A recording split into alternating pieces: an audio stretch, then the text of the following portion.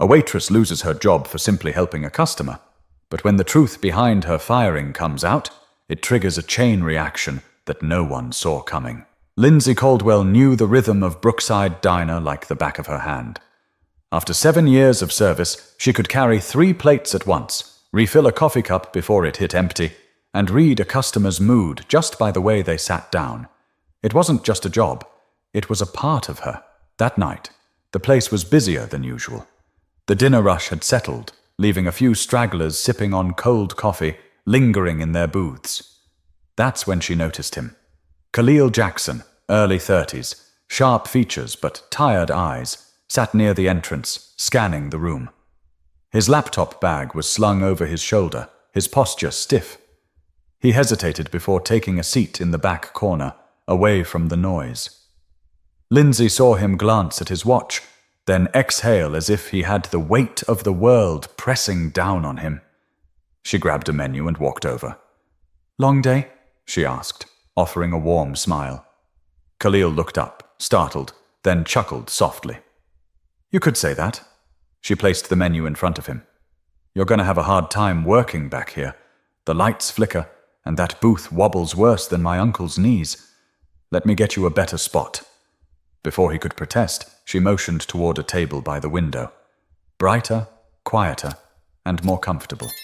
He hesitated, then nodded, clearly grateful. As he settled in, Lindsey returned with a fresh cup of coffee. On the house. "You looked like you needed it," she said before he could argue. Khalil gave her a tired but appreciative smile. "You have no idea." They got to talking, just for a moment, in between her rounds. He was prepping for a huge business pitch the next morning, trying to secure investors for a startup he'd been building for the past 2 years. "Everything's riding on this," he admitted. "I just need a quiet space to focus." Lindsey, always looking out for her customers, thought for a second. "You know, a guy comes in here all the time, local investor. You should look him up. His name's Ray Holloway. I can't promise anything, but I can tell you he likes strong coffee and people who aren't afraid to take risks." Khalil blinked. Surprised. "You serious? Wouldn't say it if I wasn't." She shrugged. He thanked her, scribbling the name down, the tension in his shoulders easing just a bit. But not everyone in the diner was pleased. From behind the counter, Lindsey's manager, Gerald Knox, was watching, and he didn't like what he saw. 20 minutes later, as Lindsey was wiping down a counter, Gerald called her into the back. She barely had time to untie her apron before he shut the office door behind her. His face was unreadable, but his tone was clipped. "You're done here," he said flatly. Lindsey blinked. "What?" "You overstepped." She frowned, glancing back at the dining area. "For what? Helping a customer?" Gerald leaned back against the desk, arms crossed. "This isn't your personal charity. You gave out free coffee. You gave out advice. You made us look—" He stopped himself, choosing his next words carefully. "Unprofessional." Lindsey scoffed. "So that's what this is about? Because I treated him like a human being?" Gerald didn't answer. It hit her all at once. It wasn't about the coffee. It wasn't about the table. It was about who she had helped. Her stomach twisted. "You can't be serious." Gerald exhaled through his nose. "Clock out. You're done." She stood there for a second, too stunned to move. Then, wordlessly, she untied her apron, placed it on the desk, and walked out. As she stepped through the diner one last time, she saw Khalil at his table, deep in his work, unaware of what had just happened. Her hands trembled as she pushed the door open and stepped into the cold night air. What had she just lost for doing the right thing? But the night wasn't over yet. Something was about to happen that neither Lindsey nor Khalil saw coming. Lindsey sat in her car, staring at the diner's neon sign flickering against the night sky. Her hands were still gripping the steering wheel, but her mind was stuck on the conversation with Gerald, fired. Just like that. 7 years gone in a matter of minutes. She wanted to storm back in and demand a real answer, but deep down, she knew what it was. It wasn't about the coffee. It wasn't about her overstepping. It was about who she had chosen to help. Her phone buzzed in the passenger seat. Co-worker. What happened? Gerald said you quit. Lindsay's stomach tightened. Quit? That was the story they were running with? Before she could respond, another message came in. Co-worker. He said you were acting inappropriate with a customer and giving away free stuff. Are you okay? Her jaw clenched. Inappropriate. That was how they were spinning it. She yanked the keys out of the ignition and stepped out of the car. The night air was sharp against her skin, but the anger bubbling in her chest was hotter. She wasn't going to let them smear her like this. But before she could decide what to do next, the door to the diner swung open. Khalil stepped out, still holding the coffee cup Lindsey had given him earlier. He looked around, confused, then spotted her standing by her car. Hey, he called out, walking toward her. I just heard, what happened? Lindsey folded her arms, exhaling sharply. They fired me. Khalil's eyebrows shot up. What? Why? She let out a bitter laugh. Apparently I was being inappropriate with a customer. Khalil's face darkened. You're kidding. Nope. For a moment he just stood there, processing. Then his grip on the coffee cup tightened. This was because of me, wasn't it? Lindsey shook her head. No, this was because of them. Khalil ran a hand over his face, exhaling through his nose. This is wrong. Lindsey let out a dry chuckle. Yeah, no kidding. He took a step closer. You were just being decent. That's rare these days, she shrugged. Guess decency gets you fired now. There was a long pause. Then Khalil pulled out his phone. I'm not letting this slide. Lindsey frowned. What are you doing? He glanced at her, expression unreadable. I've got a decent following online. People need to know about this. Lindsey hesitated. I don't know if... But Khalil was already typing. By the time Lindsey got home, she felt exhausted. Not just physically, but emotionally. She dropped onto the couch, staring at the ceiling, her mind running through every possible next step. But then, her phone buzzed. Khalil had tagged her in a post. She clicked on it. A hard-working waitress at Brookside Diner was fired tonight for nothing more than helping me. 7 years on the job, gone, just like that. If this bothers you, let people know. We can't let things like this keep happening. Lindsay's stomach dropped. The post had already gained hundreds of shares and dozens of comments in under an hour. This is disgusting. What's the name of the manager? Firing someone for being kind? They should be ashamed. Brookside Diner, you just lost a customer. Lindsay's pulse quickened. She hadn't expected this. Her phone kept buzzing. A text from a friend. A missed call from a former co-worker. Even a voicemail from a local news station asking if she was willing to talk. Her head spun. This was getting big. But the real storm hadn't even started yet. What happened next would push things to a level no one saw coming.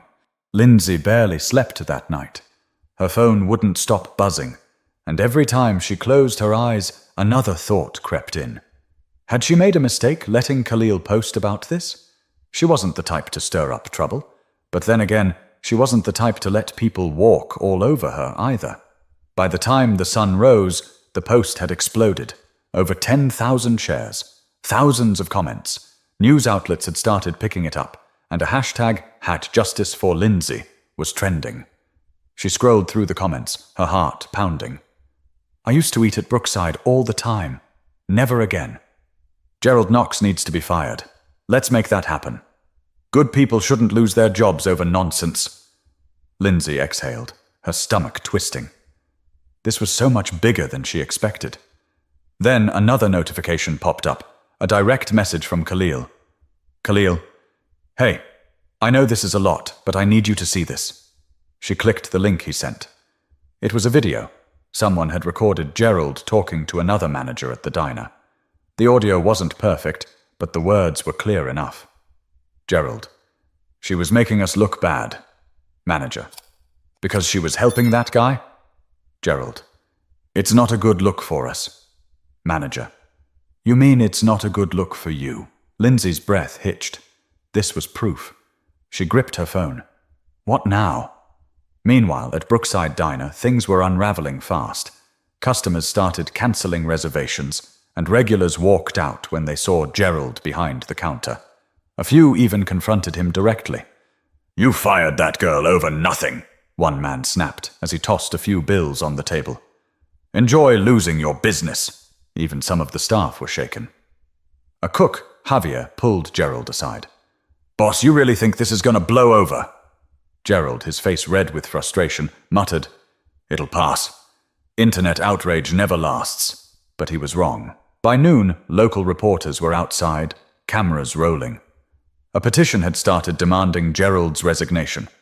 Khalil had gone on a live stream, speaking directly to thousands of people. "This isn't just about one waitress. It's about the kind of world we're willing to tolerate," he said. Brookside's owner, a man named Richard Vance, got wind of it all. And he wasn't happy. Lindsey was sipping her second cup of coffee when her phone rang. An unknown number.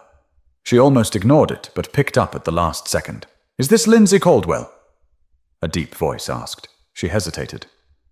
"Yes, this is Richard Vance, owner of Brookside Diner." Her back straightened. "Okay." A pause. Then, "We need to talk." But Lindsey wasn't about to let them sweep this under the rug. Not after everything that had happened. And what Richard said next would change everything. Lindsey's grip tightened on the phone. Richard Vance. She'd only ever heard his name in passing. He was the kind of owner who never stepped foot in the restaurant unless there was a serious problem. And right now, that problem was her. "What do you want to talk about?" she asked, keeping her voice even. A sigh crackled through the line.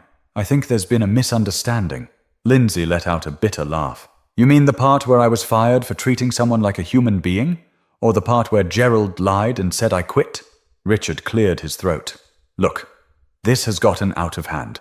The media is all over it, and frankly, it's bad for business. I'd like to offer you your job back. No hard feelings." Lindsey nearly dropped her coffee. Her job back? After all this? For a second, she actually considered it. She needed the money. She needed stability. But then she remembered the look on Gerald's face when he fired her, the way he barely even tried to hide the real reason behind it. She inhaled sharply. "You don't want to fix this. You just want the bad press to go away." Another pause. Then Richard's tone cooled. "I'm offering you a way out of this mess, Lindsey. Take it or leave it." Her jaw clenched. "I already got out." She hung up. The moment she ended the call, her stomach twisted. Had she made a mistake? What if she never found another job? What if no one else would hire her? Her thoughts were interrupted by another message from Khalil. "Khalil, we should meet. I have an idea." A few hours later, they sat across from each other at a quiet cafe. Khalil wasted no time. "I know you turned them down." Lindsey smirked. "Word travels fast." He leaned forward. "So what now?" She sighed. "I don't know. I didn't plan on turning into some viral controversy." He studied her for a moment, then slid a folded paper across the table. Lindsey hesitated before picking it up. It was a job listing. "A friend of mine owns a restaurant downtown," Khalil said. "She saw what happened and wants to hire you." Lindsey blinked. "Wait, seriously?" "She values people who do the right thing. You'd be perfect there." Her heart pounded. A fresh start. A chance to walk away from all of this. But before she could even process it, her phone buzzed again. A news notification. She clicked on it. Gerald Knox, manager of Brookside Diner, placed on administrative leave amid discrimination allegations. Lindsey stared at the screen. He was actually facing consequences. She looked up at Khalil. "You really didn't have to do all this." Khalil shrugged. "Someone had to." She let out a breath she didn't realize she was holding. For the first time in days, she felt like things were turning around. But this wasn't over yet. Someone else was about to come forward with a truth that would change everything. Lindsey hadn't planned on checking her messages again that night, but something told her to look. Her inbox was flooded. Strangers, former customers, even people she hadn't spoken to in years, all reaching out. But one message stopped her cold. Unknown number. "I worked at Brookside for 5 years. You're not the first one this has happened to. I think you should hear my story." Lindsey's heart pounded. "Not the first?" She hesitated, then typed back, "Who is this?" A few moments passed before the reply came. Unknown number. Name's Daniel Whitmore. Used to be a cook there. Fired 2 years ago. Same reason. Let's talk. Lindsey swallowed hard. This wasn't just about her. The next morning she met Daniel at a small diner across town. He looked like he'd been through it. Worn-out baseball cap, tired eyes, but something determined in his stance. I saw your story, he said, stirring his coffee. And I knew I had to say something. Lindsey leaned in. What happened? Daniel sighed. I was one of the only black employees in that kitchen. Did my job, never had complaints. One day I gave a homeless guy some leftover food. He didn't even ask for it. I just figured we were throwing it out anyway. Next shift, I'm called into Gerald's office. He tells me I'm not a good fit anymore. No warning, no second chance. Lindsey felt her stomach turn. He fired you over that? Daniel nodded. And the worst part? It wasn't just me. There were others. A dishwasher named Maria, a hostess named Andre. Same pattern. Help the wrong person and you're gone. Lindsey's hands curled into fists. This had been happening for years, and no one had done anything. Daniel shook his head. I tried to fight it back then, but no one cared. Now, people are watching. You have a voice, and I think you should use it. Lindsey sat back, her mind racing. She'd spent the last few days just trying to survive, but this wasn't just about her anymore. Khalil's words echoed in her head. This isn't just about one waitress. It's about the kind of world we're willing to tolerate. She exhaled sharply. We need to go public. Daniel raised an eyebrow. You sure? Lindsey met his gaze. I'm done being quiet. That night, Lindsey and Khalil recorded a video. She sat in her tiny apartment, the glow of a single lamp behind her, and spoke her truth. This isn't about a free cup of coffee. This isn't even just about me. Brookside Diner has been doing this for years, silencing employees, firing people who help the wrong customers. I'm not the first, but I want to make sure I'm the last. Daniel spoke next, sharing his story. Then, Khalil. The video was raw, honest, and once it was posted, there was no turning back. Within hours, it went viral. Major news outlets picked it up. Celebrities retweeted it. The pressure on Brookside exploded. And then, Gerald Knox disappeared. But what happened next was something none of them saw coming. Someone from Brookside was about to step forward with a confession that would change everything. The morning after this video went viral, Lindsey woke up to hundreds of notifications. News articles, interview requests, and a wave of support from people all over the country. But one message stood out. Unknown number. I work at Brookside. I have something you need to see. Lindsey's breath caught in her throat. She quickly typed back. Who are you? A moment later, a reply. Unknown number. Name's Rachel Denton. I'm a server. But not for long. Lindsey's fingers hovered over the keyboard. What do you mean? 3 dots appeared. Then a file popped up. An audio recording. Her pulse pounded as she pressed play. Gerald's voice came through, sharp and unmistakable. Gerald. Lindsey had to go. She made us look bad. Unknown voice. Come on, Gerald. It was just a cup of coffee. Gerald. It's the message it sends. We start letting this slide, and suddenly people think we're okay with, a long silence. Then, unknown voice. You mean helping black customers? A harsh scoff. I mean stepping out of line. She should have known better. Lindsey's stomach turned. This was it. The proof. She looked at Khalil, who had been listening beside her. His jaw was clenched. We take this public. Rachel sent another message. Rachel. They don't know I recorded this, but they will soon. I just quit. Lindsey took a shaky breath. This was the moment. She sent the recording to the press. By the end of the day, Brookside Diner was in full collapse. Major networks ran the story. Protesters lined up outside. Gerald Knox's name was everywhere. Then, Richard Vance, the owner, made a public statement.